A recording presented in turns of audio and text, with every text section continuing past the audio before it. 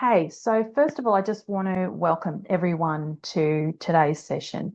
One of the reasons why we've put this on is that when we've been speaking to a lot of the people who have been subscribing to our platform and that we've been connecting with through LinkedIn and other sources, a big challenge that they were asking questions about was how to actually grow my business profitably whilst I'm serving NFP customers. I'm Kerry Sheaves. I'm the CEO and the co-founder of NFP Ocean. Our mission is to empower not-for-profit organisations with the knowledge and the tools and the expertise and the support that they need to grow their missions and amplify the impact that they have in our communities. And our goal is to unite 5 million businesses and NFPs together to collaborate in a really quite misunderstood marketplace globally, and for them both to succeed together, they're both to grow. So today's webinar has really been designed with leaders and marketers and professionals in mind who want to understand the NFP sector as a high potential but often misunderstood marketplace.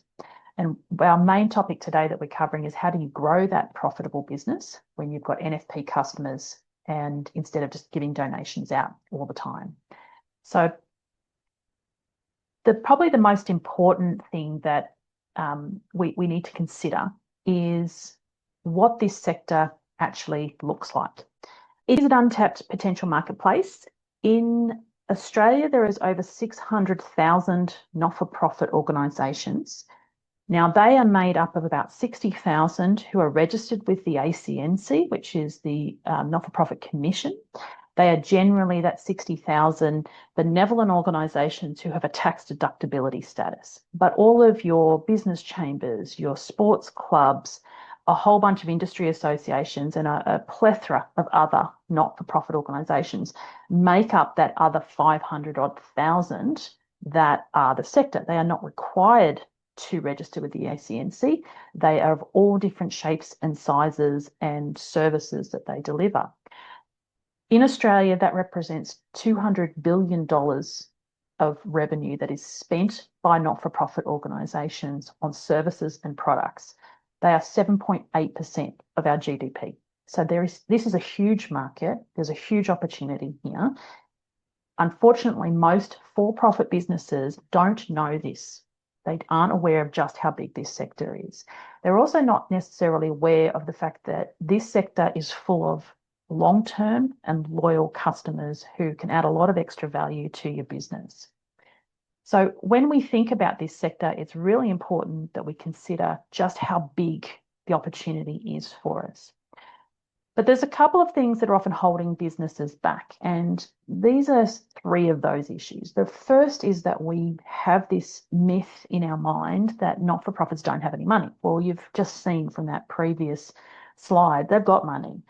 But not all of them have lots of money. So we need to think about the not-for-profit sector when we're thinking about them as a target customer group.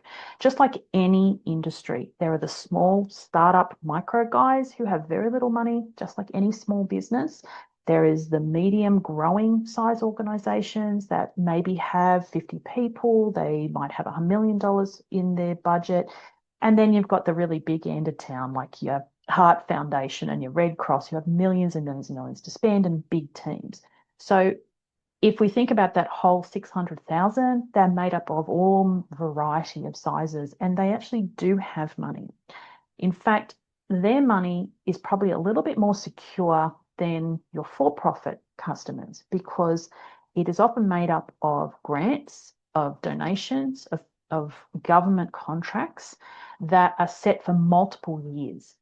So it's not just whatever they happen to make today from what they sell and then they need to spend. They usually have to spend their money delivering programs and services. The second misnomer or myth that's out there is that these organisations are really slow and they're really complicated to deal with. That's not necessarily true. They're just a little different. So the way that they have to purchase means that they have more stakeholders involved in those decisions. They have boards that have to approve certain levels of expenditure, and they have governance rules around what they can do with the money that they have, the money that they have brought in as income. So their sales cycle might be a little bit longer, but their relationships tend to be deeper and a lot more long lasting.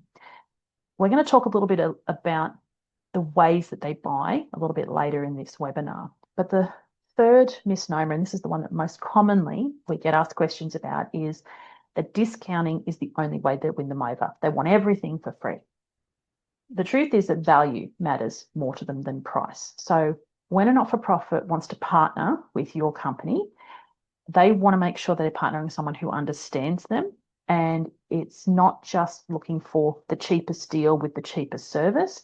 They want to make sure that they can justify that they've spent money getting the right outcome, getting a return on that investment, more so than in the average for-profit business, because it's not just the boss who's got to accept, oh, well, that didn't work. You know, we spent money, but we didn't get the service.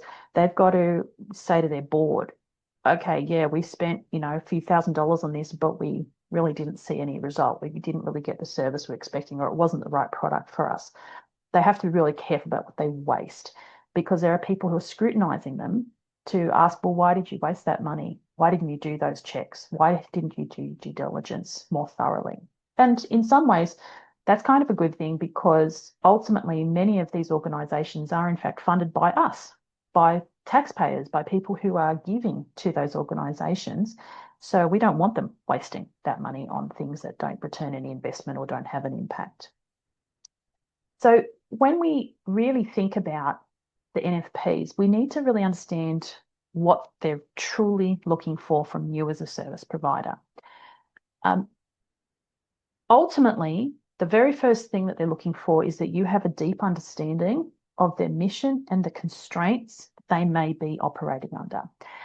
If you're going in like you would with any other for-profit customer or consumer and having the same application of the way you sell to them, it may not get the type of response you're expecting. Talking their language is really important. Understanding that you need to think about how you tailor your solutions to their operating environment. It's not this one size fits all. Helping them understand how your product or service applies to a not-for-profit organization, because they might not be able to imagine how that works or understand how your product or service actually works in that context. So you've got to take the front foot on explaining it to them so they can connect the dots as well. A really important component of how you operate in regard to your approach to not-for-profits and then how you deliver is around transparency, ethics, trustworthiness, and really good proactive communication. If you don't invest in those things, and I mean, this is not rocket science, this is stuff you should be doing for all the other customers you've got anyway, but if you don't do it for them, they get more nervous that they're not going to see a return on investment of what they've made with you, that the advice that they're getting from you may not be the right advice, that they're getting kind of the cookie cutter approach instead of being treated like a customer. Why this matters is so often the NFP sector is not treated like a customer. Now, to be frank, it's partially their fault, because for many, many years, the way they've gone to market to look for services is with their hand out saying, we'd like free services. But if you're not making any profit, if it's just a little bit of what you do as a business, then you're probably not going to treat them like a customer. You're not going to give them as much service because you just can't afford to do it. That's the truth of the matter. But they want to be treated like a customer, especially if they're paying like a customer. So making sure that they feel that love from pre-sale right through is really important to cementing your relationship and their willingness to keep working and growing business with you. So that support has to go beyond the sale. And one key part of that is how you onboard, how you train their staff. So what we have to remember is NFPs don't, in the main, employ people who don't do coal-face missional work. Most of their budget, when it comes to staff and expertise, is spent with people who are helping the vulnerable people on the coalface. And very small amounts of their team and the recruitment budget is spent on the back office, on the people who have business skills. And as a result, they use external services and external experts and products a lot to fulfill their programs and to get their mission working effectively. But that also means that the people you're working with internally as your go-to connection probably don't understand a lot about what it is you do. They're not marketers, they're not accountants, they're not business strategists. So a little bit of onboarding, a little bit of training, especially if it's a product or an app that you're putting out to them or you want them to use to help with how you work with them, a little bit of an extra investment in training them so that they feel comfortable and confident will go a long way to them really loving what you do for them and trusting you and obviously spending more with you. So we just need to serve those needs well, and we earn loyalty and obviously a sale in that process. One of the things that we try and do is help all of the businesses who are looking to work with not-for-profits be really clear about who their customer is. So some keys to success in working with NFPs and growing them as a good customer base. First and foremost, you need to segment and specialize. So not everyone is your customer. And you've probably heard that before in other contexts. But it's absolutely true in the NFP sector. As I mentioned, 600,000 are very diverse organisations. So taking the time to really think about who is that ideal customer for you, for your business, that is a profitable customer, not just, oh, we'd like to do nice stuff for NFPs. How do we select what makes an ideal customer? Well, the starting point I would suggest to you is whatever methodology you are using to define who an ideal customer is, who's in the for-profit space, use exactly the same. If it's 25 seats, $1 million turnover, and recurring revenue of X, then that should probably be the litmus test you're using for which not-for-profits make a good customer for you. And then pitch to those customers. If it's, hey, we do a lot of stuff in the startup space, we love working with startups, we know they don't have big budgets, but that's the space we really want to carve our niche in, then aim your products at that space, at the startups. But you still need to define, well, what's the minimum budget they would have to use us for us to profitably continue to serve them and for that to be sustainable. So a starting point is really about then segmenting. So if you are choosing your customers based on your ideal avatar as a part of your marketing, you should do the same for NFPs.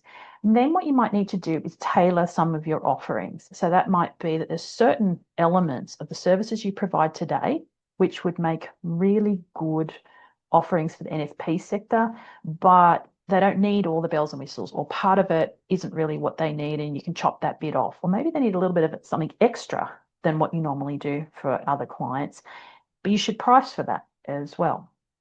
So by doing a bit of segmentation, a little bit of tailoring, and even just calling it your NFP customer package, even though it might have all the same elements that you have for the rest of your customer base, is one way to make it clear this is for NFPs. We have really thought about you. We've even tailored the language we use in that marketing to you so that they know, yes, this is the product for me. Educating your team then becomes quite important. Now, the things you need to educate your team on are the grant cycles and how they work for an NFP. How long it usually takes from the point where someone says, oh, we're going to ask for money from a granting body to pay for this product or service. It could be a 6-month in between. The other things you need to educate them on are really what motivates NFPs, what language they use. So to give you a bit of an example, they will not talk about revenue, they talk about impact, income that creates higher impact. In a for-profit space, we talk about revenue and cash flow and what we're able to take home as dividends, but NFPs don't issue dividends. The people who run it are board members who generally volunteer in many cases. All funds that are collected or all income they make is reinvested into higher impact, into doing more. So we just need to make sure we understand that language, and any of your team members need to understand that as well. The fourth is really to be really visible in their world. The more people see you, see your brand, hear from you, hear thought leadership from you, see you sponsoring events, speaking at conferences, writing case studies about not-for-profit success stories. Just like any branding activity, you become more familiar. They see you as an ally to this sector, someone who they should probably have a talk to see what it is you can do for them. So visibility, showing up where they are, is really important, just like any other networking style activity that you might be doing. And really the last thing is to think long term and to also think bigger than maybe what you are thinking today about your customer base. Not-for-profits value relationships. So once they trust you, they stick with you. They also refer you to everyone that they know, which isn't just other not-for-profits. They have a huge network of donors, of supporters. Their board members are often involved in all manner of corporate roles and specialists in their own right as well. So there's a chance to really amplify your brand, even with just a small starter contract, which could grow into a multi-year, multi-million dollar partnership in the next few years. So think longer term in regard to how you're investing. But that doesn't mean not being profitable from day one. Even if it's just a small profit, it's got to be still worth your while to show up and treat them like a customer, just like anyone else. The key, though, is also about measuring success. So if you're not measuring whether they are, in fact, profitable customers for you, then after a while, you and your team are probably going to start resenting it because you're not going to feel like, oh, it's really worth it, or we're always, doing more work than we expected to do, but we really can't afford to do that. So you won't continue to deliver good services and the quality to those customers if you don't feel like they're profitable enough for you. Now that's the same, that whether they're not-for-profits or any other customer, you feel that way if you know that they're just not worth the time and energy, and they're difficult or whatever it might be. So you still should have those same measures in place. The first one is really looking at what their customer lifetime value is. And I would suggest that if a not-for-profit organisation isn't your customer for at least 18 to 24 months, and that they're growing and you're growing with them in regard to what they're buying from you and they're growing as an organisation, that there's a problem with that relationship. You need to go back and have a look at it and see, what is it that's not working here? What am I not understanding about it? Maybe it's the communication isn't there. Maybe I'm not understanding what's actually going on with that organisation. I need to be a little bit more involved in understanding what their needs are so we can be there at the point where they're making decisions, so they know that we have solutions that could help them with their growth. Think about yourself as a partner to their organisation, not just a service provider or a product vendor. Partnership is really critical. So being a strategic partner is a really important process for the NFP as a customer. And I'm going to challenge you to say, if you position yourself as a partner to any of your customers and they see you as a strategic partner, you're more likely to be there right at the coalface as they're making decisions, which is going to make you the person they choose to use anyhow. So that's something you should be thinking about. The retention and referrals is another way to measure success. Yes, obviously them staying with as customer, but are you leveraging that relationship to get them to refer you to other people in their network? And if not, I would say, why not? They're a customer, they love you. Why would you not be asking them to give you testimonies, give you referrals, introduce you to people in their network? That's a great way to grow their value to you as a customer, especially if you've chosen to discount. If you've chosen to discount what you're doing for a not-for-profit as a part of your strategy in attracting them, then you have to be thinking about, how do I increase the value that they bring to me in other ways? And that's one way. So brand trust and community reputation is the work that you're doing with them, helping to polish your brand in not just the not-for-profit sector, but potentially beyond that. And are you having a visible reputation within that community as a go-to service or product that other NFPs should be knocking on your door to talk about? What does that look like for you? So the last is really around mission impact. Now, most organisations, when they want to work with the not-for-profit sector, they're doing it for a couple of reasons. Obviously, one, because it is a possible profitable customer base, but they're also probably doing it because they do care about their community, and they love the fact that not-for-profit organisations are bettering the world and they want to be part of that process. So looking at that NFP customer base that you work with will promote your work as a part of their cause, showing we're partnering with X, who's helping us do Y, which is making this difference in the world. Not only makes you feel good, it makes them feel great about that partnership. But what it also does is if you're trying to attract staff, particularly young staff to your business, they are really interested in what mission impact you are making as an employer. So your employability is boosted by the fact that you do work with NFPs, regardless of whether it's profitable or not. It is also something that helps your brand look better in the marketplace for attracting the right resources. So that's also about how you align profit and purpose for your organization, not just for the NFPs that are out there. So I think one of the things that we really want to look at is win-win-win. So when you approach the NFP sector, you have to ask yourself, how do we win from this? How do we do this sustainably? How do we position and price ourselves so that we can actually have these people as customers? Which are those right customers by really defining who that NFP customer is for you as an ideal customer? And if you want to particularly provide discounts or some type of offering which is to certain types of not-for-profits that your mission aligns with or that you care about what they do, well, that's something that is you can add to that as well. But I would really discourage you from seeing NFPs as the charity case who just needs free services, because it's not true. And your ability to have a huge impact in the NFP sector by enabling them comes with doing that profitably and purposefully and really intentionally. So if you go back and look at your services and say, I'd love to offer this to the NFP sector, I think they could really win from this, but I have to make sure that we have enough margin in this for me to actually sustain this, especially if I've got staff delivering it that I got to pay to do it, or systems or products that we've got to pay for to deliver, then you've got to make sure that the price point that you set is something you can afford to do, and then select the right customers who are going to fit that price point. So I'm going to get into a couple of key questions here.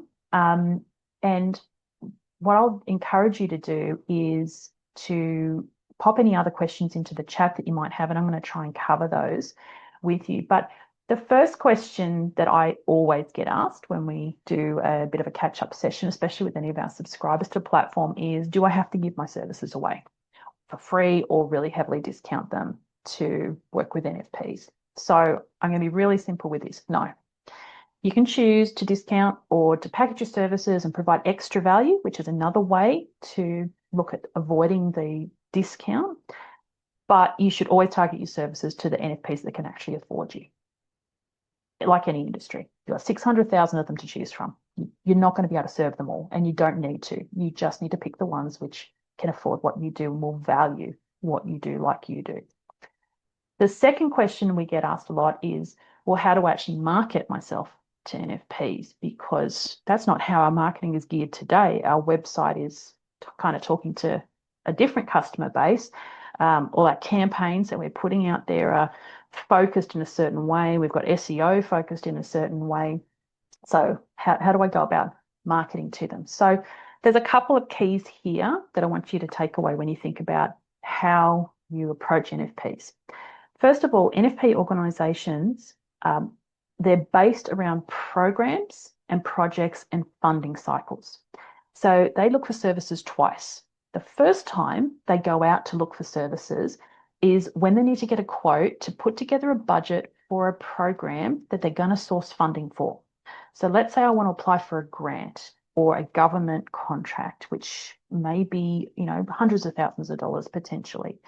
Well, I have to provide real quotes, real information about what it's going to actually cost me as a not-for-profit to deliver what it is I say I'm going to deliver as impact. But I don't know what those things actually cost to deliver. So I have to actually go to you and say, hey, we're needing to find out how much something costs. Now, there's two ways they'll do it. They'll either be really open and transparent and say, look, we're looking to get funding for this. We're not buying today. We need to get a pretty accurate estimate. Are you willing to give us an estimate based on what we tell you? Now that's hard because you don't necessarily know the full scope of what you're going to do. So you usually will give them some sort of ballpark, reasonable estimate that they can use for the purposes of that quotation process for the grant. Now, you need to bear in mind that there might be time and energy involved by you, which will seem wasted at that point in time because they're not buying anything, and who knows if they're coming back or if they'll even get the funding. Well, that's kind of true of any larger customer that you're working with. They often don't know whether they're going to purchase today or whether they're just kind of tire kicking a bit to find out whether it's going to be worth their while. So one of the things which you need to think about is how you manage that process so that you don't waste too much time and effort, but you can actually give them a reasonably accurate quotation or something that's a range they can work with. The second time they'll go and look for services is when they've won the grant or the funding. And that could be 3 to 6 months later, depending on where they're getting it from. If it's a government contract, definitely 6 months, because it takes that long for them to actually get approved and then finally get money to begin the project. But it's always usually within 12 months.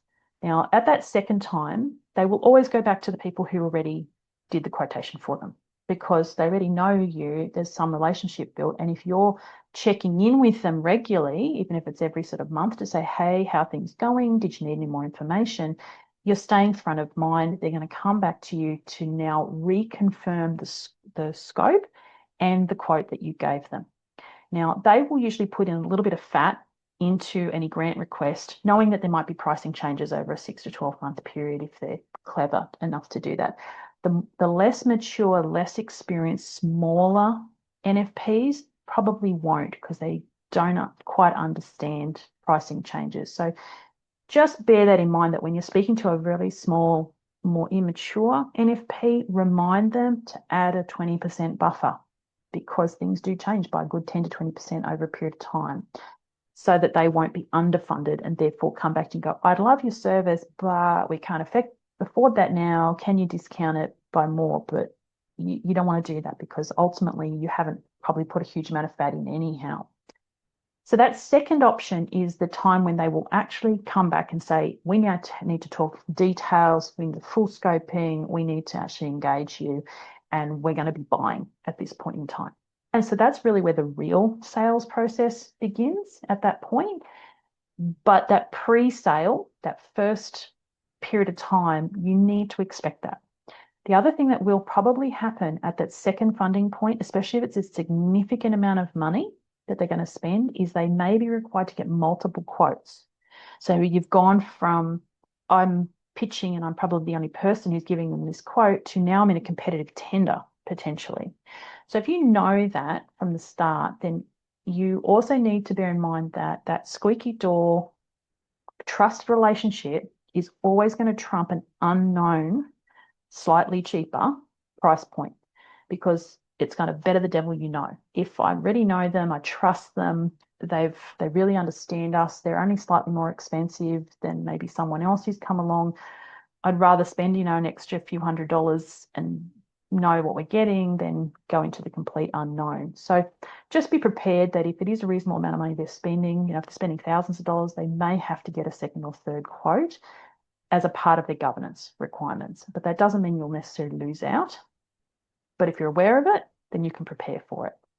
So as I mentioned there, that consistent visibility, so connecting and educating them proactively is one of the ways that they will seek you out as someone who could possibly quote them on services or buy a product from.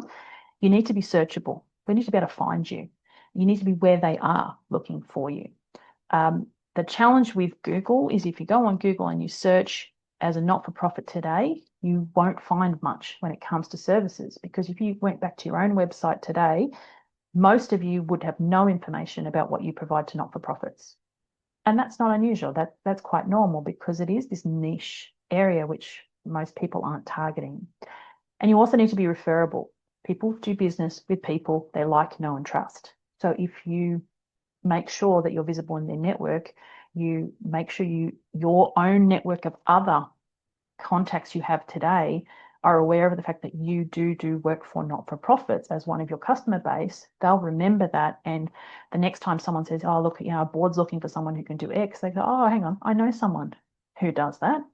Let me introduce that. It might not be what they do, but let's connect you. But they will remember not-for-profit. And I can tell you that's true because I get referred people all day, every day, who have mentioned even just a little bit that they do something at not-for-profit, and someone who has nothing to do with not-for-profit says, oh, you need to talk to Kerry. That's how we often get introduced, because of that one unique factor. So the key to winning the sale really is just understanding this process, making sure that you're marketing to that you're very visible and you're where they're looking for it and when they're looking for it. And that, as I said, it's twice that they're looking for you. So what I just wanted to very quickly do is I'm just going to give you a quick roll through of our NFP Ocean platform. I just wanted to give you a bit of a picture on this because this is potentially part of your marketing plan. Now, NFP Ocean was designed specifically for the connection of businesses, for-profit businesses, and not-for-profits. So not-for-profits, the big challenge they have is everything that they need, whether it's information, whether it's governance requirements, whether it's all the services that they need, is scattered across hundreds and hundreds of different websites and portals. So our goal has been to bring it all into one place. So this becomes the one source that they go to find everything they need. And a part of that process, of course, is how do I find the services and products that I need? And so when I log on as a user, I see all these different types of sections of the site. If I log on as a not-for-profit customer, as a user and subscriber, they get a curated version of our marketplace. And to explain how that works is, if I am a not-for-profit and I create a subscription with us, I fill out a very detailed onboarding process, which asks me a lot of questions about what level of maturity I am at with all the different elements of my functions, of my operational functions. So things like finance, ops, sales, marketing, branding, governance, you name it. And what it does is it determines, based on my responses, what level of maturity I'm at. And that includes what my turnover is, how long I've been in business, how many people I have working. So when we were talking about ideal customer before, this is about how we narrow down the services that we are suggesting to not-for-profits as a curated list that are based on ideal customer. So if you say, well, my ideal customer is someone who's probably a little bit more mature, they've got 25 people, $1 million turnover, then you will only, in this curated section, show up for those customers. You can change that, though, as a service provider. At any time, you can add different ideal customers to your list, and so you show up in their profiles. But you'll see, if I'm at concept level, some of the things I should be thinking about as not-for-profit is, well, do I have insurance? Do I understand payroll and bookkeeping? If I'm thinking about, hey, I want to market myself, well, yeah, we're going to do some events. So let's think about how we do that. Or hang on, we need to consider how we just even show up as a brand. Maybe I need some headshots. These are all little basic things, even just like, how does Google advertising work? These are all service providers on our platform today who have created service offerings and product offerings, which are listed then under their profile. And if I go here and give you a bit of an idea, this is what a profile looks like. You can add all the things you want to add here. You can add resources, which includes articles, ebooks, videos, information sessions, whatever you want to use to help position you and be visible as a brand and as a service provider on here. You can add events, which could include things like an info session. It could be a conference that you're running. It could be a webinar like what we've done today. We have two options. We're just about to release our ticketing platform, which means you can ticket via us where there's no cost for ticketing with us. So a bit like, with Eventbrite, how they charge you a fee, we won't do that. But if you're ticketing any of your events currently on whatever system you want to do, no problem. You just link it here and it'll take people off to those sites so you can manage that yourself. But you basically add all your information here, services, resources, and events. And then if I want to bypass my curated list, my dashboard, I can go to the full marketplace, and you'll see here, then I can search by various filters, including what stage I'm at, or maybe that I want to go to next. And it will give you a full list of everything in our marketplace, but you can also choose where. So if I want to narrow that down to, I'd like to just talk to people in Melbourne who are the right fit for me, I can narrow that down to just Victoria to be able to see services there. I mentioned tenders before. So this is a space where the NFPs can actually list where they might have a tender. And this is a way for them to short circuit that process where they can say, hey, we're looking for someone who can do our audit. Here's the details of what we're looking for, and then that will notify all the service providers that there is a tender available, and if you'd like to respond, here's all the information to be able to do so. We've got the events portal, which allows whatever events are listed here to be on the portal as you need, and I can then see what's available to me. There's all sorts of different types of events that are able to be listed. And then the resources space is an area for thought leadership. So you'll see this is where articles, videos, there's links to books, pretty much everything you can imagine is on here. And this is a space that's not just for the not-for-profits. There's also information in the resources for the for-profit organisations, like most of you guys on today's webinar, about how to work effectively and to market to not-for-profit organisations. So you can find a bunch of resources on there to help you as well. There is also a grants portal. I just really want to highlight this as a possible opportunity for you when you're thinking about how could I win work with a not-for-profit. There's two ways that grants and grant applications come about. The first way is a not-for-profit says, I need money for X program that we've dreamed up. I need to find a grant to match that. And there's like over 50 grants on our portal, plus some links to other grants portals as well. So they might search for that and then decide to write a grant, and then they try and find a service provider to help them deliver elements of that. The second way, though, is where a service provider says, I've got a really great service offering, which would be really good for a not-for-profit to use as an extension maybe of what they do as a program. Why don't I have a look and see if there are any grants coming up that might fund my services, which I can then go to a not-for-profit organisation and say, hey, we could help by partnering and collaborating with you to create this program for your people or your constituents. I'll help you with writing parts of the grant. You write part of the grant that's obviously about your organisation. You apply for it, and what funding you get, you then use to pay for our services. Now, that is now becoming a more common opportunity that NFPs are thinking about, because they're always thinking about, how do I extend what we do? How do we do more for the people that we're trying to serve? But they're often limited about those ideas. And when someone comes to them with a great idea about, hey, we do yoga services for this, or we do help people who don't know how to manage their cash or deal with debt, why don't we partner up with you and we can offer our services through you as a not-for-profit, but you can fund it so it's free for them through a grant. Now, if you want to know more about how to do that type of thing, if that's pricked some ideas for you, then I'm going to invite you to just book a call with me. I'm more than happy to talk one-on-one about that, because that is something which is a really good opportunity for-profit businesses as well as the NFPs.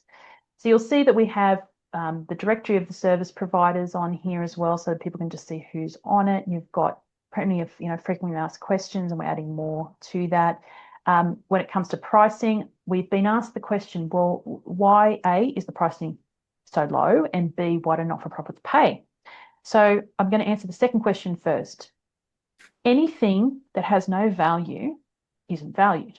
So the same is true for not-for-profits. The key for us is we are reducing a huge amount of time and energy and money that's wasted for not-for-profits as they search across so many different platforms to find what they need by bringing it all into one place. And we have a team who works really hard to make that happen for them, as well as obviously AI and a bunch of other things that we're doing.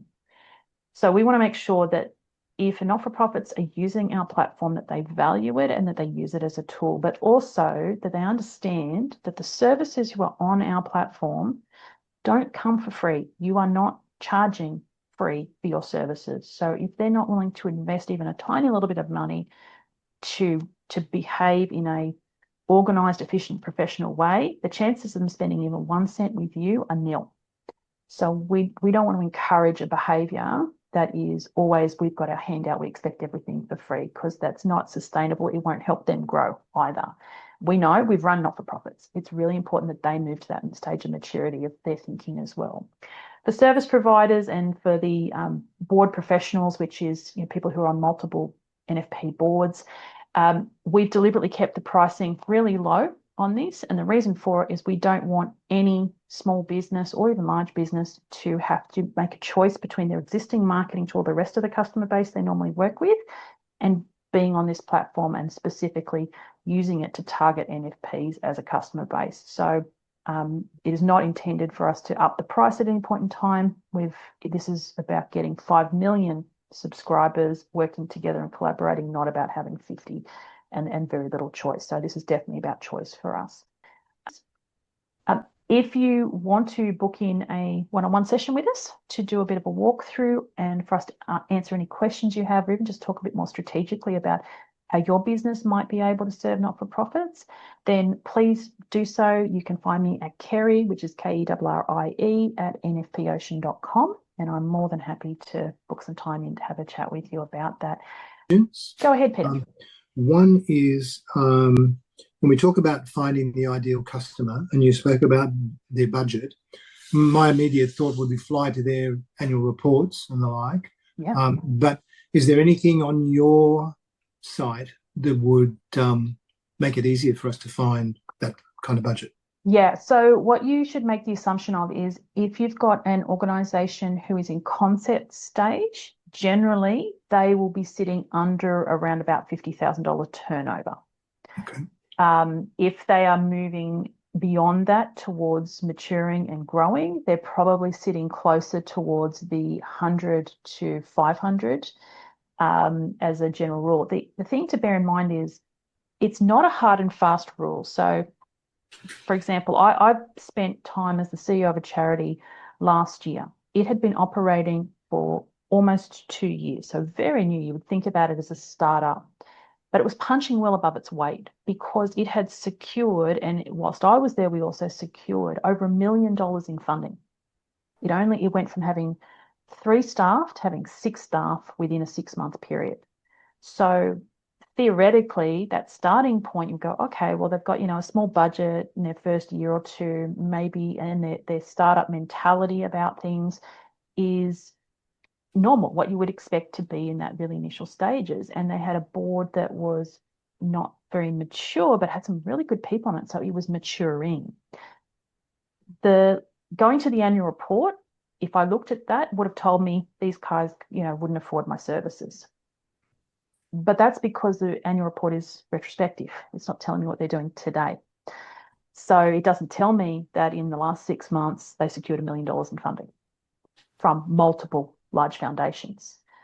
Am I going to see that in next year's report? Well, 100% I am. But one of the ways that you can do that is if you are saying, well, I know that there is some minimum requirements, minimum expenditure, and it's probably they're not going to hit that point for at least 2 years, which means looking at things like annual report over a period of 2 to 3 years will give me a reasonable indicator that they're going to be a good target, then that might be making you feel a bit more secure. Now, the challenge is I actually spoke to someone a couple of months ago who was a not-for-profit organisation who was saying, oh, why do we have to pay? Why shouldn't we have access to these services for free? And I said, well, first of all, we're not government funded. We don't have any.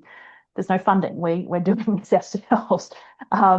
It's our business to do this. But secondly, they said, well, we've been going for 10 years and we can't afford, to be paying for services like this. Now, that is a great big red flag to me. Because if you've been operating for 10 years and you can't afford $33 a month to make you more efficient, there's something seriously wrong strategically. It's probably unlikely that you will ever be able to afford genuine good growth outsourced services. But they would have been potentially, turning over, I would suggest somewhere in about, 25 to 50K a year, but they were probably spending it all on the services that they're doing, but not necessarily external services. Okay, well, look, I wanted to thank you all for joining us. And if you're not already with NFP Ocean, I really encourage you to do it. If you need assistance in just understanding how can I position myself well whilst using a platform like that, then by all means, just drop us an email and we're more than happy to organise just 15 minutes just to give you a whiz through and answer any questions that you have. But I really look forward to seeing you all again. We'll put this onto the platform. We'll also send through some emails, and we'll also put a link on LinkedIn if you joined us through the LinkedIn rather than through email, so that you can come back and review this again if you'd like to. So I wish you all a wonderful day and happy hunting with NFP customer base.